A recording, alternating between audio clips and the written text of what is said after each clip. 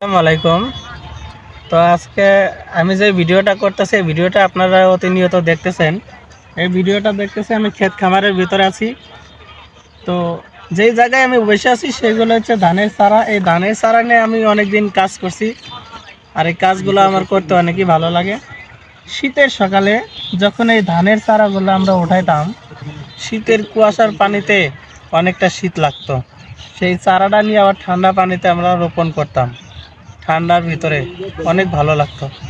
এবং এই ধানের চারা চারা থেকে শুরু করে শেষ পর্যন্ত ধান উপার্জন করা পর্যন্ত একজন কৃষক যে কত কষ্ট করে, সেই কষ্টের কথা একমাত্র কৃষকই বলতে পারে, যে ধান উৎপাদন করার ক্ষেত্রে তার কতটা কষ্ট আছে।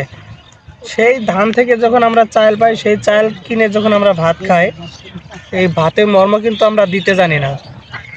আমরা অনেকেই আছি অর্ধেক ভাত খাই, খাওয়ার পরে অর্ধেক ভাত পানিতে ফেলে দেয়, কিন্তু একজন কৃষক হয়ে এই কাজটা কখনো করবে না।